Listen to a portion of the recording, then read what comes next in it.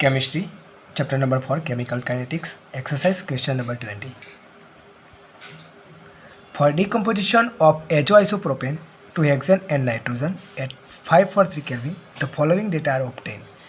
यानी कि जब हम एजोआइसोप्रोपेन का डिकम्पोजिशन करवाते हैं तो हमें हेक्सेन और नाइट्रोजन इन दोनों में डिकम्पोजिशन होता है उसका, और हमें नीचे एक डेटा दिया गया है कि t बराबर 0 सेकेंड पे उसका प्रेशर था P0 is equal to 35. After 360 seconds उसका प्रेशर हुआ 54. आफ्टर 720 सेकेंड्स उसका प्रेशर हुआ 63. और हमें उसका रेट कांस्टेंट कैलकुलेट करना है.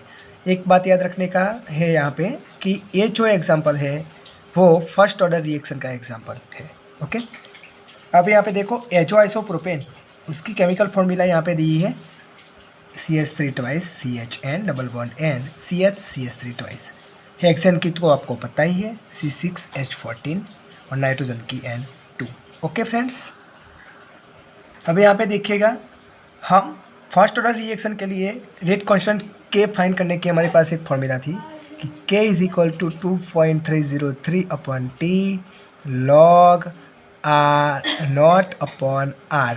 पर यहाँ पे ये जो कॉन्सेंट्रेशन है वो प्रेशर में है, यानी कि हमें यूज़ कर सकेंगे नहीं, हमें ये वाली फॉर्मूला यूज़ करेंगे.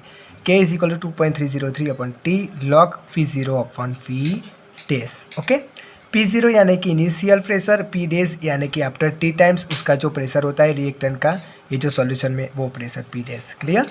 तो देखो यहाँ पे P0 is equal to initial pressure and P is equal to pressure at T times. Okay, T seconds. यहाँ पे फॉर्मूला है कि एजोआइसोप्रोपेन में से इसका डिकम्पोजिशन होकर हेक्सेन और नाइट्रोजन मिलता है. तो T बराबर 0 सेकेंड्स, कितने सेकेंड पे? T बराबर 0 सेकेंड पे उसका जो प्रेशर है P0, तब उसका जो प्रोडक्ट है उसका कोई प्रेशर होगा नहीं उसमें. आफ्टर T टाइम्स T बराबर T सेकेंड्स पे उसका जो प्रेशर है वो P0 में से P जितना डिक्रीज़ हुआ यानी कि P डैश हुआ, और उसकी जो प्रोडक्ट है उसका प्रेशर हेक्सेन का P और नाइट्रोजन का P होता है.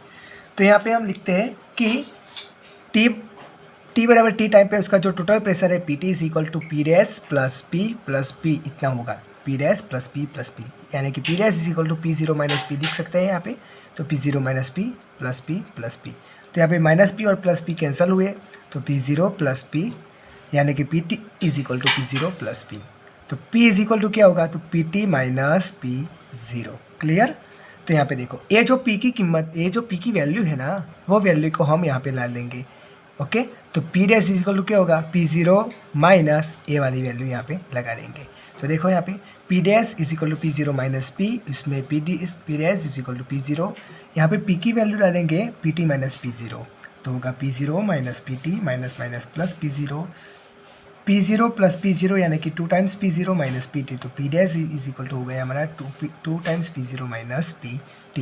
ये जो हमारी फॉर्मूला थी देखो कि K इज इक्वल टू, कौन सी फॉर्मूला थी कि K इज इक्वल टू